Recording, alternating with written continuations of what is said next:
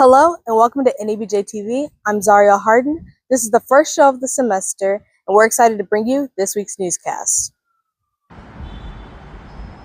South Carolina could soon have the strictest abortion ban in the nation. What lawmakers are debating? Very aware of the controversial nature of the bill. Next, what you post online could cost you a career.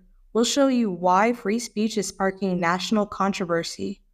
But first, the government shutdown is in effect. What does that mean for South Carolinians? Stick with us to find out.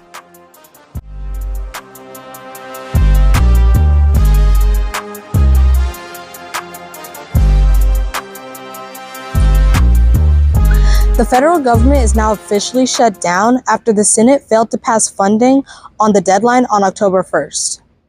Veterans benefits, Social Security, Medicare, and Medicaid remain funded, but other services such as benefit verifications, permit processing, and certain federal grants could be suspended.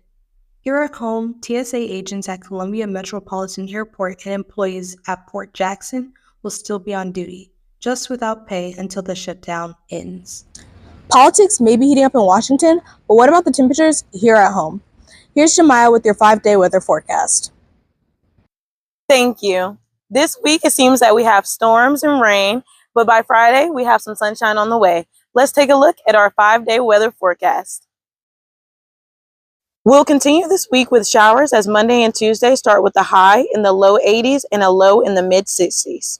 Wednesday, we start to see some thunderstorms, bringing lower temperatures for Thursday with a high of 71 and a low of 65.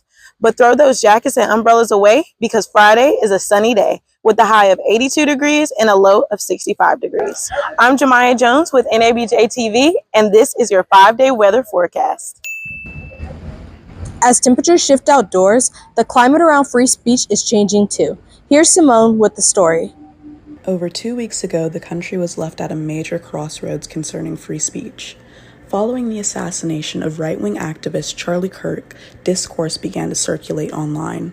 Among this discourse were multiple postings made by college employees and educators nationwide, but most notably at Clemson and Coastal Carolina University.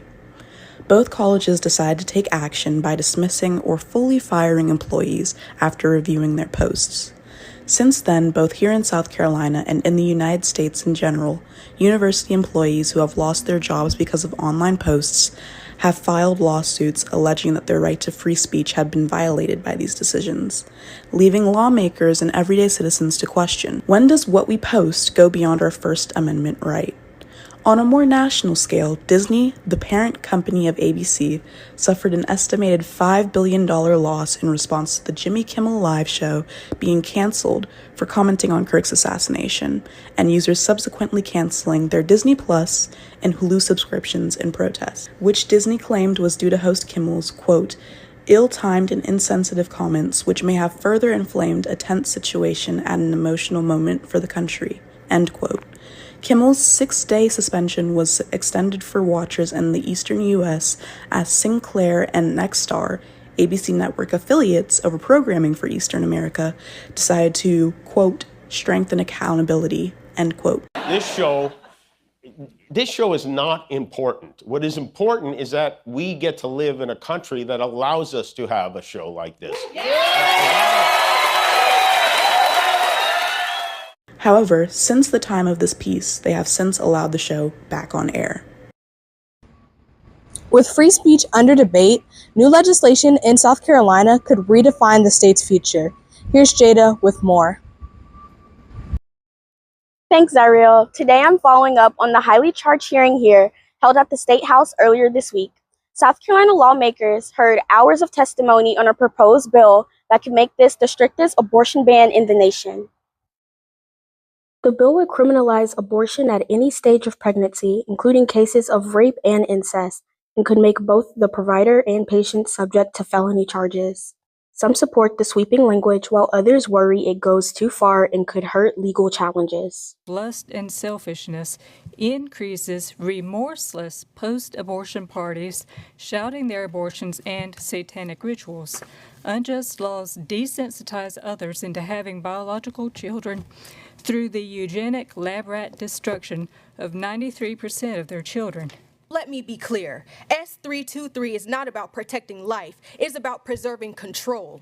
If the sponsors of this bill truly cared about children or the women who risked their lives to bring them into this world, they would be fighting to fix these issues. Instead, these same leaders who defend life are removing exceptions for adult and child victims of rape and incest, attempting to criminalize women and the doctors who care for them, and has the potential to give more jail time to rape survivors who seek an abortion than the man who raped her, as less than 1% of cases lead to convictions. Lawmakers say they'll continue to debate the bill in coming weeks. Whether it advances or fails could shape the future of reproductive policies across the South. Reporting for NABJ TV, I'm Jaida Lee. Thanks, Jaida. That's all for this edition of NABJ TV. I'm Zyreail Hardin, and we'll see you next time.